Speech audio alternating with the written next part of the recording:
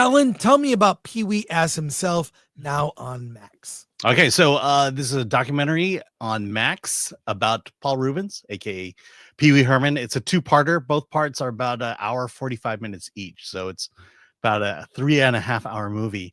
Part one basically starts from his early beginnings to Pee Wee's Big Adventure.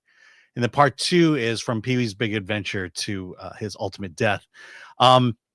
So there's some things that are brought up in this movie right away. First, Pee Wee had been suffering from cancer and didn't tell anybody, not the documentarians. And nobody knew until basically days before his death.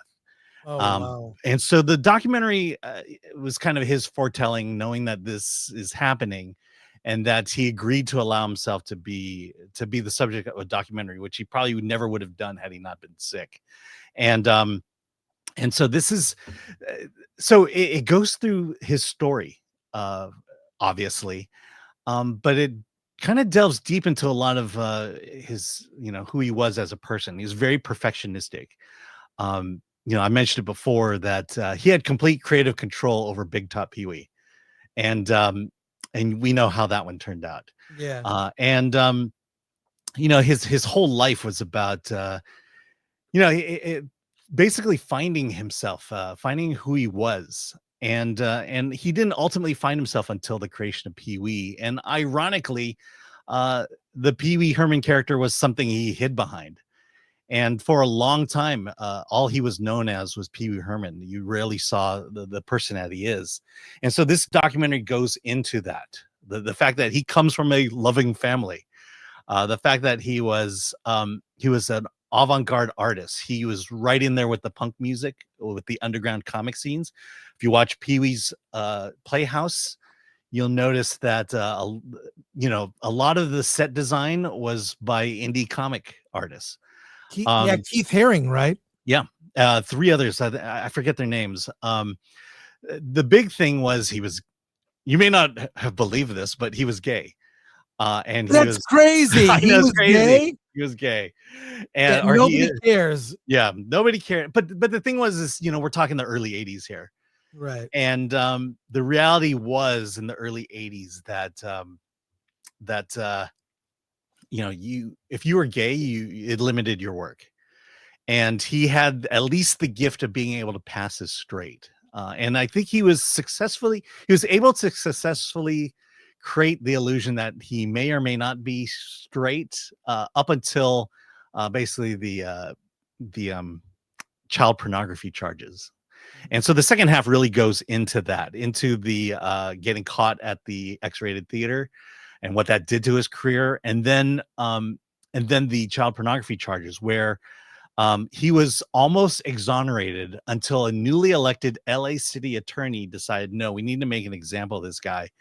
And although they dropped all the child pornography charges, they wanted to nail him on obscenity charges. He's a collector, and that one photo in his collection was considered obscene, and therefore he could be charged with obscenity, possession of obscene materials. And that's what ultimately kind of did in his career. But if you were a fan of Pee Wee, if you're a fan of Pee Wee's Playhouse, fan of Pee Wee's Big Adventure, look, this is such a loving homage to Paul Rubens. This is a must watch, and I was just riveted all the way through. And he was a very complicated person.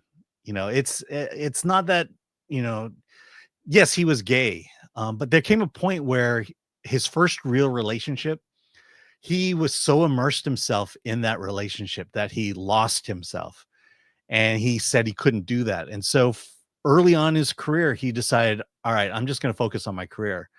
And he never let anyone know he was gay. He never entered another relationship until long after everything was said and done. And you see a guy who's dedicated to this Pee Wee character, and you get to see the evolution of Pee Wee and what has become in the TV show. And so very complicated character. And the sad thing was again, no one knew he was dying. No one knew he had cancer until the very end. And even this documentary, Pee Wee wanted so much control over it that he essentially quit. and it was kind of a last minute wrangling before his death that ultimately got this documentary completed with his permission and approval. Wow. So yeah, absolutely recommend it. I can't wait to see it. I can't wait to see it. Yeah, it's yeah, I've been looking forward to this. But is the 3.5 hours? Does it feel longish? Or I mean, No, whenever I see yeah. doc series, I'm like, I'd rather just watch a doc. Yeah, I mean, I sat through at Sundance. My first film at Sundance was a 4-hour doc. This one has a break, so take the break. You know? Yeah. Two parts. I mean, I definitely saw it over 2 days. And yeah, the other thing is, man, all these careers that started from Pee-wee's Playhouse, Lawrence Fishburne, Yeah. Jimmy Smits came out of it. Oh wow. You know, Phil Hartman and Pee-wee were knew each other a long time during the Groundlings era, and that relationship fell apart when Phil went to do Saturday Night Live. But yeah, Phil Hartman co-wrote Pee-wee's Big Adventure. 69. So you obviously recommend this. Yeah. All right, I can't wait. I'm gonna watch it myself.